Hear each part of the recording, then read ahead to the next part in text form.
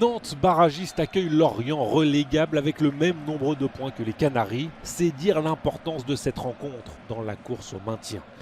C'est aussi un duel entre la pire équipe à l'extérieur cette saison, Lorient, face à la pire à domicile, Nantes.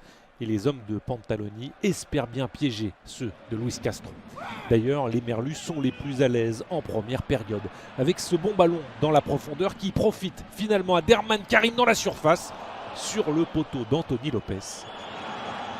En 2-3 touches de balle, Lorient a failli piéger Nantes. Un long ballon pour Soumano. Une conclusion de Karim. Lopez semblait totalement battu. La réponse nantaise est attendue et elle arrive dans la foulée. Là aussi avec un ballon dans le dos de la défense pour Mathis Ablin. L'excellent contrôle, mais le retour de Darlin Yongwa est également parfait. Juste ce qu'il faut pour empêcher l'attaquant de frapper, franchement.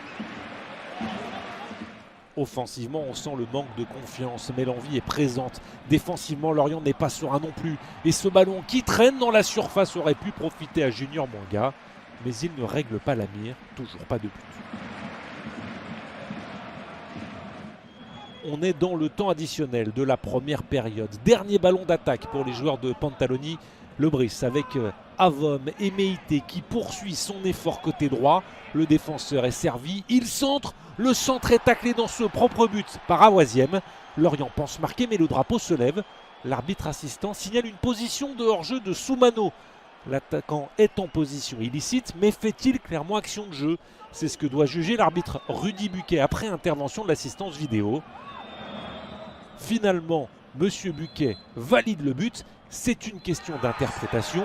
Soumano ne touche pas le ballon et n'influe pas selon l'arbitre sur la sortie de Lopez. Le gardien nantais, lui, est furieux de la décision et le fait savoir. Il récolte un carton jaune et Nantes se retrouve mené à la mi-temps. Voilà donc les Canaries qui courent après le score, après le repos et qui se font contrer avec cet extérieur du pied de Pagis pour Soumano en relais. Il a vu l'appel de Makengo à droite. Pagis, lui, a poursuivi son effort et Makengo réussit à centrer. La volée, elle est splendide, mais l'horizontale de Lopez aussi. L'ancien Lyonnais laisse son équipe dans le match. Lorient ne mène que 1-0. Alors l'espoir reste permis pour les jaunes et verts qui travaillent face à un bloc breton compact. Un nouveau centre. Cette fois-ci, Nantais, il est mal jugé par Meïté Mvogo. Ça revient sur Ablin, c'est sur la barre incroyable. C'est le 4e montant touché cette saison par Mathis Ablin, record de Ligue 1. Le 7e touché en tout par les Nantais, record de Ligue 1 là aussi. La victoire est en train de tendre les bras aux Merlus qui ont la balle de break. Peut-être avec Makengo, le filet tremble, mais à l'extérieur, sa frappe n'est pas cadrée. On est dans le temps additionnel de la seconde période et Nantes presse à nouveau avec ce centre de Camara. Mal renvoyé par Talbi et Awaziem surgit. Le buteur malheureux contre son camp du temps additionnel de la première période devient le héros du temps additionnel de la seconde période. Il arrache une égalisation importante face à un concurrent direct dans la course au maintien.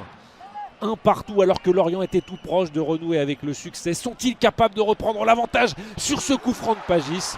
La remise est sur Lopez qui vient préserver le point du match nul. C'est terminé sur ce score de 1 but partout. Nantes a au moins eu le mérite de revenir, même si le résultat n'est pas suffisant. Avec ce score de parité et 11 points au classement, les deux équipes dépassent Metz. Nantes est désormais au-dessus de la zone dangereuse, juste devant Lorient 16e et barragiste.